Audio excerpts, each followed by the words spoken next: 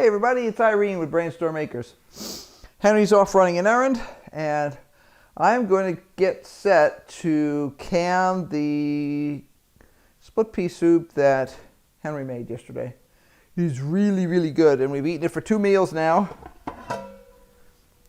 And now it is time to put the rest away. He made a huge amount on purpose. Probably not as much as we should have, but still. So, time to get this beast ready.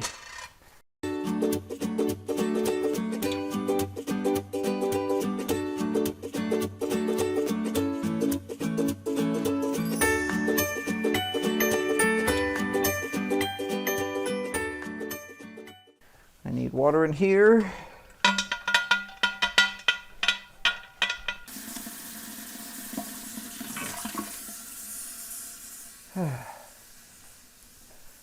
Now, this has to be, still filling, this has to be pressure canned because it contains meat, and meat has to be pressure canned a specific way in order to make it safe. So, I'm being a bit more generous with my water than I usually would because this is going to be a long cycle. I know that from experience.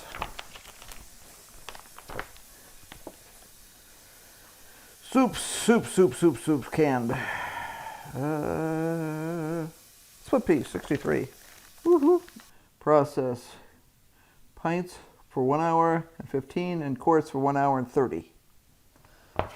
Okay, so 1 hour and 30 it is. So that is 1 hour. It's one of the things I like about this silly thing is I can actually set that up completely. It has an hour button and a minute button. So this is all ready to go at 1 hour and 30. And then this is going to be set for 10 minutes. Because when my pot reaches the point where it's steaming, this is heavy.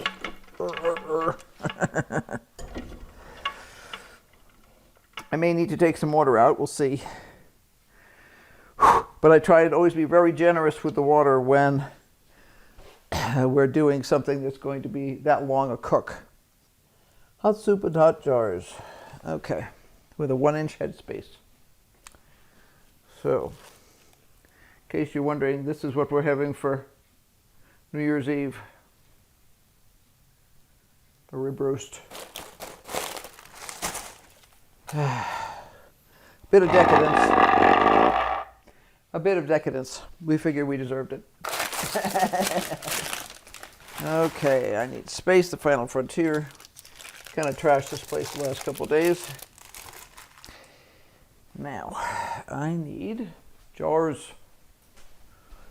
I was guessing how many jars this was going to take.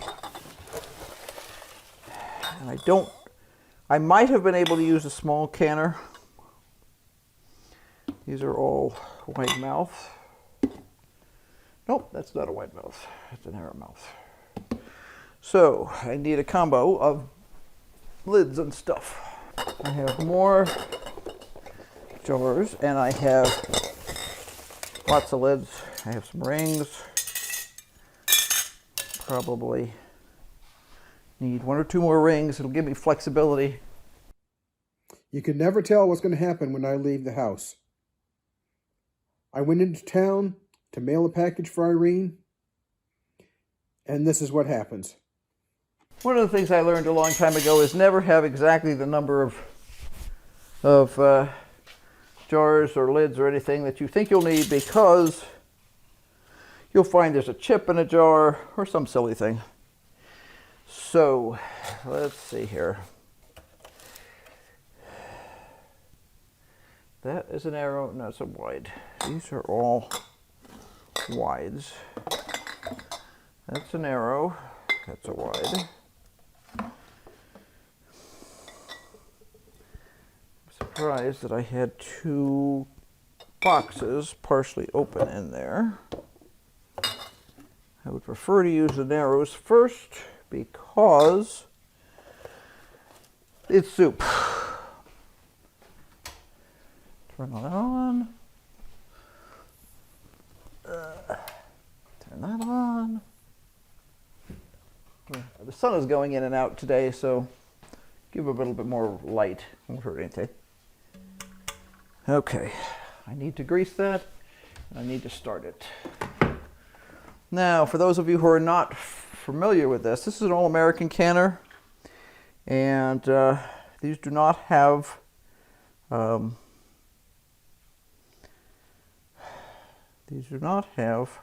brain just went away. Gaskets, that's the word I was looking for. They have properly machined surfaces. And properly machined surfaces will form just as good a seal as a gasket will, maybe well better. But surface needs to be oiled. It is possible to get them stuck closed. Knock on wood, I haven't done that yet. You'll notice I say yet because I view all these things as inevitable. But this has now been oiled. I'm going to get this turned on. I like to oil it before I turn on the heat because the pot gets hot. Silly, right? They don't have super hot soup. We had it for lunch, and it is definitely warm, but it is not super boiling hot. That split pea soup took all day long to cook, about 6 or 7 hours. There was a lot of vegetables in it. Most came from our garden. And then an awful lot of split peas.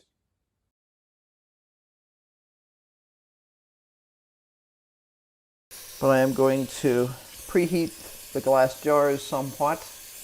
Also double check them to make sure that they are not chipped, cracked, crazed, or any of that other fun stuff that jars can do. Okay, now I have some hot water. Now that's just hot from the tap. I'm going to slide this guy back here. Well, no, do it the other way around. I'll put this guy back here. That's what I'll do. And put him on the heat. What I'm going to do is I'm going to double check my jars. Make sure that they're completely clean. Don't have any chips in the neck or anything like that.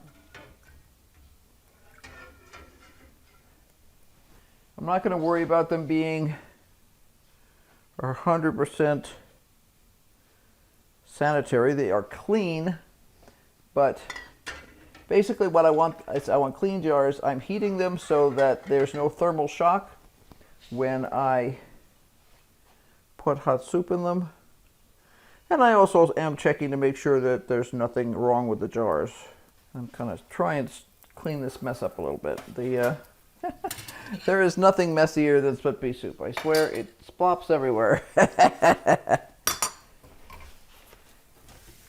was completely clean this morning and he would never guess it. It's not quite as enthusiastic as tomato sauce, but it comes close. All right, I'm not going to worry about that slightly messy spot there. You see which ladle this is. Okay. It's a very cool ladle that I bought us for Christmas. They do not require you to boil your lids anymore. In fact, they discourage you from boiling your lids. What I like to do, and this is probably out of a habit more than anything else, is I like to throw my lids in warm water. And that is all it will be. It will only be warm water. It will not be boiling. They warn you that pre-boiling your lids can be bad for them. So we're not going to do that. But we know that we have at least 4, let's double check this one, 4 quarts that are narrow mouth. And that's a wide one. So 4 that are narrow mouth. These are a mix. These are care jars. And they've got the brown stuff around the edge. This one is from a different company. We bought these through Layman's in Ohio. I get nothing from Layman's. They're just awesome. It's also where we got our canner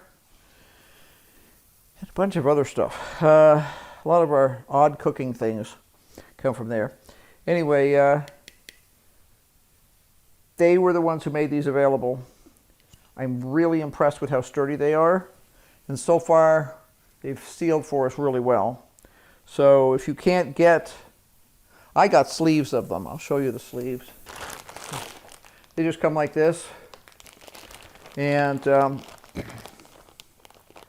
I forget how many are in here.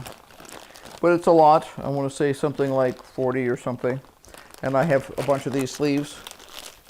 Because for quite a while this year, it was completely 100% impossible to get proper jar lids. We tried the ones from Walmart, and we were finding that they were failing on us. We didn't actually lose any jars, to this point at least. However, what we did have happen was we were getting corrosion on the inside, and I expect that with highly acidic foods after long periods of storage.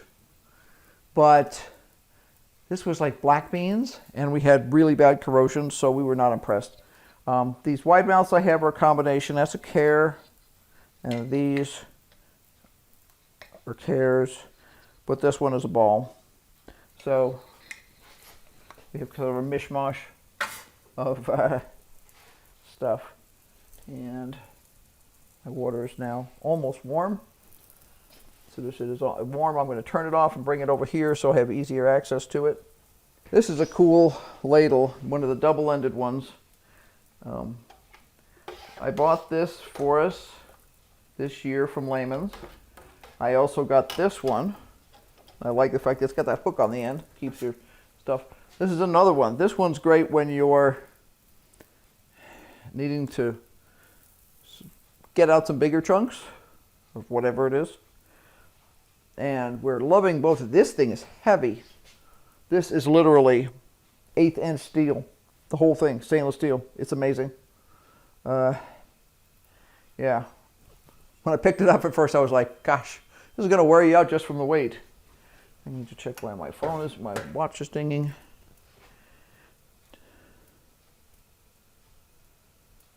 Oh, that's funny. Okay. Yeah, we have a tire that's a little low. So he's going to get that checked while he's in there. The last batch of tires we got were supposedly brand new, but it turns out they were actually old. And the problem with that is tires suffer greatly in our environment. When you start out with a tire that's not as new as you thought it was, in terms of when it was manufactured, they don't last as long. And then we'll get a couple of these ready to go.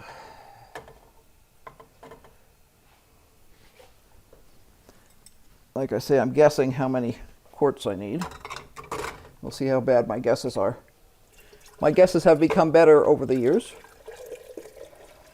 And I normally would get a whole bunch more ready. And I was kind of guessing and hoping I'd get it right this time. We'll see. The world won't end. I just hate waiting while jars heat up. Doo-doo.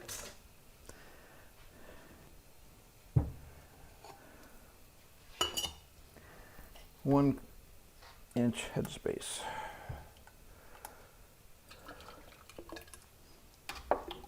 This stuff is just so good. We have frozen ham chunks that'll be added when we actually cook this and have it ready to go. And it is probably the best split pea and ham soup we've made in forever. Henry found some. One of the things we always like to add to split pea soup is ham hocks when we're cooking the split peas. And that is something that has become a rarity around here, at least. And the quality of the ham hocks that we were able to get in the past was pretty awful. It's the nicest thing I could say. I was like, ham hocks to me are supposed to be delicious, and to be honest, we've gotten some before that I was wondering if they were left over from a dog food factory. They were just so awful. Okay. That is really close. It is probably a tablespoon lower than it has to be. And I'm going to go with that.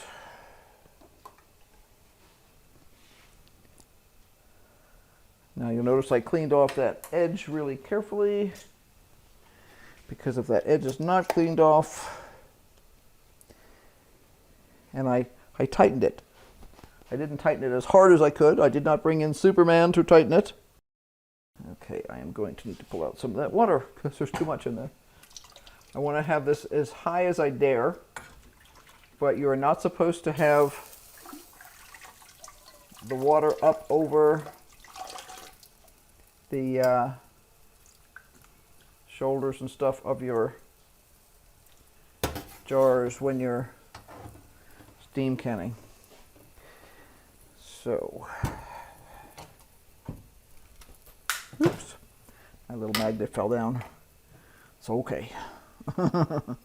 And when this stuff is cold, it is almost completely congealed because it is full of the gelatin from the ham hocks. Just amazing. Yummy.